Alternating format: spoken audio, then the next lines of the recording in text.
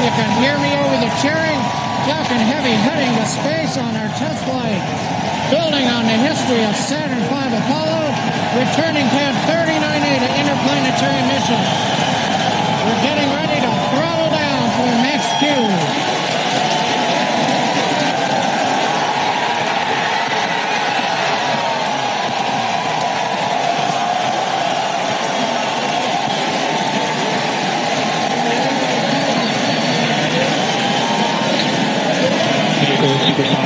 You've heard the call-out. Vehicle is supersonic.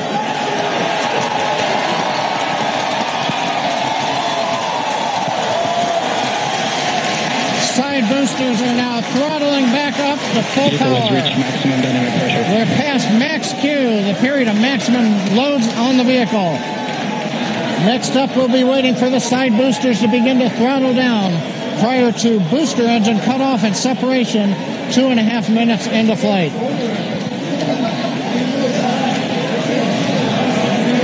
GNC trajectory looks good on the Falcon Heavy.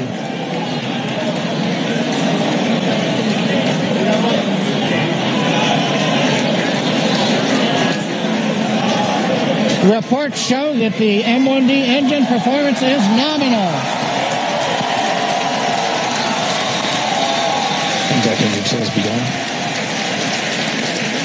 Side boosters have begun to throttle down in preparation for the upcoming shutdown in 20 seconds.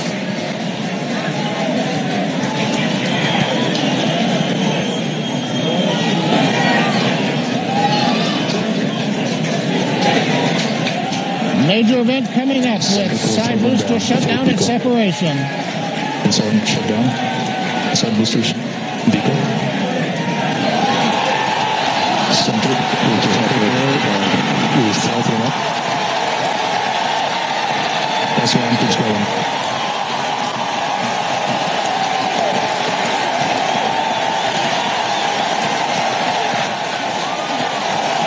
Still booster base back excited.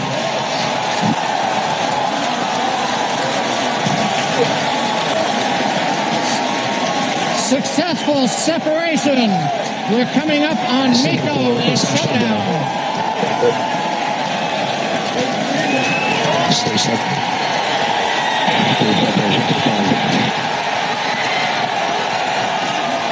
Data recognition. This big burn is good inside boosters. Spectrum startup.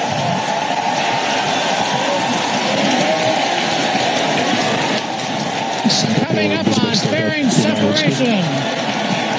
Center core side engines on fire, also look good.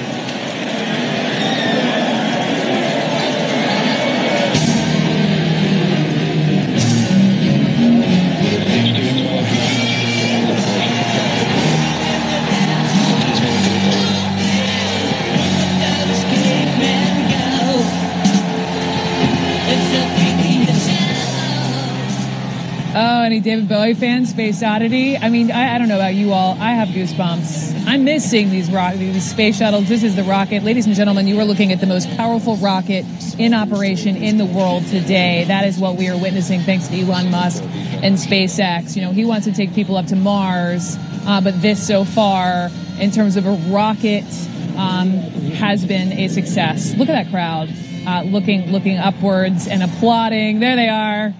Let's go to Miles O'Brien, first of all, who you know, knows all things space. And, I mean, a huge moment, obviously, for Elon Musk and SpaceX. What's the goal here? The goal right now, Brooke, is for me to get my composure. I'm a little misty. This is an emotional moment. I'm like you on this. I've missed greatly the launches of the shuttles. I never had the opportunity to see in person a launch of a Saturn V. I wish dearly I was in Florida today, but couldn't get there. You know, looking at that crowd, one of the things that really strikes me is if you think about how the United States got to the moon, it was on the backs and the brains of 20-somethings, really smart young people. Look at that crowd there in Hawthorne, California, the SpaceX team. It's a new generation of space travelers and explorers that are putting this amazing rocket into space, and really, in so many ways, a game changer for ultimately exploring space in a more sustained way. So this is a big moment. And Leroy Chow, I've got you also, a retired NASA astronaut, also I imagine equally misty-eyed, talking about SpaceX's Falcon Heavy rocket there and the successful launch. What are you thinking as you watch that go up, and away? Well, I tell you what, I am pretty overcome. This is fantastic. This is the first time in a very long time we've launched a rocket. Anyone has launched a rocket that's this powerful. And watching it fly away, looks like everything's still going nominally. Of course, we're not out of the woods. We've still got the upper stages continuing to burn, and we're all watching that. But the first stages look flawless. Everything looked great. As Miles was saying, that crowd of young people out in Hawthorne is just really inspiring. I think this is an important moment for exploration, and that's what's really unique. Is you have visionaries like Elon Musk who want to put their own profits into exploring space, and that's why this rocket is being built and flown. It's got much capacity to just launch a satellite. So this is a big moment. And we should also point out, I think people are being also, this is an incredible moment, but more lighthearted. There are no Leroy Chows on board, the Falcon Heavy rocket, Miles. This is what they call there's a dummy payload on board. There's a hunk of metal. In fact, it's my understanding that Elon Musk actually put up his own Tesla Roadster as part of this launch in this rocket. Is that right? That is right. That's a used Tesla that Elon himself drove with essentially a crash test dummy. I would certainly never call my friend Leroy a dummy, but this is a substitute astronaut for now. What they do typically on space tests like this, what NASA would do, is put ballast in there, a hunk of concrete or something, just to give it some weight. And part of what I appreciate is the enthusiasm and the tweaks and the sense of humor, and frankly, for Elon, the cross-promotional benefits of putting a Tesla in orbit for 1 billion years around the sun and near Mars. And by the way, I've got one more voice, Rachel Crane, who's actually there. Lucky fellow space geek, who's there taking it all in, jumping up and down. I feel your enthusiasm, jumping in front of the camera. Rachel, talk to me and tell me also about these boosters. Right. Well, Brooke, we did just see 2 boosters coming down moments ago, but the entry burn was shut down. We don't see them anymore, but I do hear people cheering around me. There's a couple buildings, so it's long. Oh, there's a sonic boom. Woo! So, wow, Brooke, if I can't even begin to describe the excitement around me. Everybody's come out from the buildings here at Kennedy Space Center to pan the camera over. Can you guys turn the camera over to see it? No, there's a building. Sorry, Brooke, there's a building right in the way of seeing this these incredible landings. Unfortunately, I can't see them myself. But to describe feeling this launch here at Kennedy Space Center, this historic launch of Falcon Heavy, this is one for the books. Brooke. It was really, truly incredible. Yesterday, I spoke with Elon Musk. He was, running through all the things that could possibly go wrong here. He said that he would consider it a success if the rocket just simply cleared launch pad 39A. Of course, this is a historic launch pad. This is where, Apollo 11 sent humans to the moon. But had it been destroyed with this launch, it also would have delayed all their further launches. They said that Falcon Heavy could be ready to relaunch in 3 to 6 months. Of course, that would have been delayed if the launch pad was destroyed. As we saw today, it was successful. It was not destroyed. So that will not be a problem. But we're waiting to see just how successful it was. As you were just speaking with Miles, there is his own personal Tesla Roadster on board with that, that space dummy on there playing David Bowie's Space Oddity. We don't know exactly how far it's gotten at this point, but we will keep you updated as we get all of this incredibly exciting space information.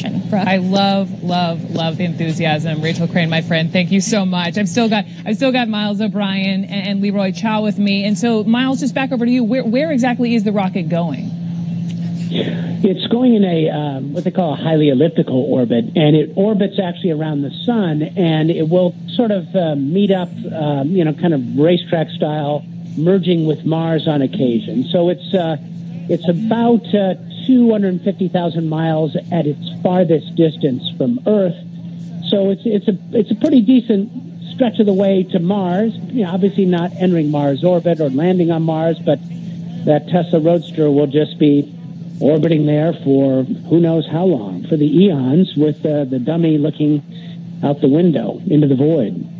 Wow. And Leroy, I remember standing down there at Cape Canaveral and watching that final space shuttle take off and just being, thrilled to see it, but also sad and nostalgic. And I mean, here, as an astronaut or a former astronaut, what are the next major steps like today in space exploration?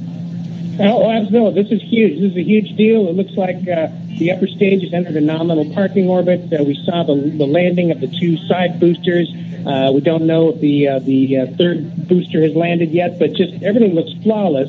And the next steps are to continue flying this vehicle, getting some more pedigree on it, launching other payloads. And as you know, Elon Musk says he's got two paying customers who want to go around the moon Apollo 8 style in a Dragon spacecraft, and it would be this rocket that would take them on that way.